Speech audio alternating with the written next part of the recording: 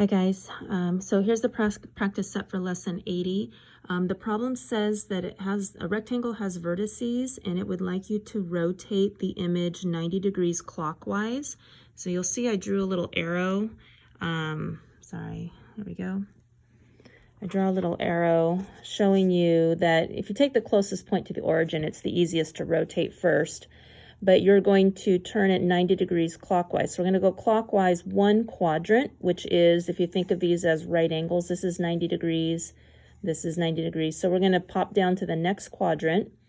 And then we have to imagine that the rest of this is going to swoop down and basically lean down 90 degrees. Okay, so you can see this image almost fell over.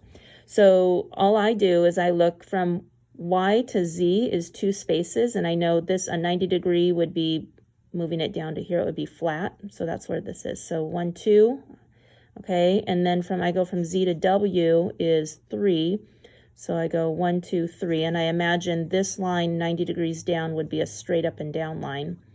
And then I do the same here, and I say from W to X is 2 spaces, and I imagine this at a 90 degree flip would put the line flat. It would basically dip down and be flat, but it's down here, so it's 2, and then you connect the boxes. So your coordinates, what you should look at is you should have the original listed, and then you should have the primes listed, okay, and their coordinates as well. So for letter B, it asks us for a reflection on the y-axis, and it gives us these original coordinates for this little triangle. Excuse me. And the y-axis is right here. So we're basically flipping the whole thing over like a mirror reflection. Excuse me. So all I do is I say, okay, this point J is 1 from 0, so 1 from the y-axis. So it would be -1. And over here, this is at 1, so that'd be -1. And this is 1, 2, 3 over. So if I were to flip it over, it'd be 3 the other way. And keep in mind that you have to really look at where the 0 is, and even you could color code your axes, okay, because sometimes it's confusing. We want to put this as 0. It looks like the numbers are on the right side, but it's not. The numbers fall on the left side of the axes. So you should have come up with the original and then the primes looking like this, okay? All right, the next one, C, asks us to translate or basically shift around the structure, okay? And so I come over here and I ran out of room. You can see, you can set up how you show the two any way you want. So I did all the originals, and here it is. I plotted it. Sorry for the shaky camera. And it wanted us to move it over 6 and down 3. So I just start with any point. You can start with P or whatever. So we go 1, 2, 3, 4, 5, 6, 1, 2, 3. There's P prime. S, 1, 2, 3, 4, 5, 6, 1, 2, 3. There's S prime.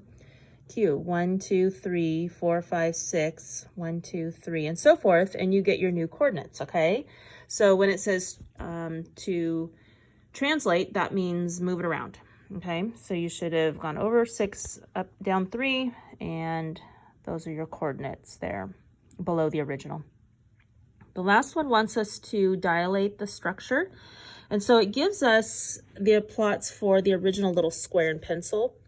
Okay, so A, B, C, D. And then it wants you to dilate it to a scale factor of 2. And remember, all that means is you take the original coordinates and you multiply by 2. So that's what I did.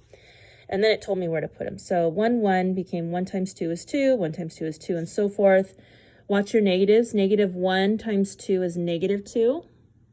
Okay, -1 times 2 is -2, and so forth. So you do have to pay attention to the sign and the rules we know about positives and negatives. And then I just plotted it, and it showed that it increased from 0, 0. It has a scale factor of 2. It's twice the size as the original. Okay, and don't forget to mark your little primes. All right, let me know if you have any questions.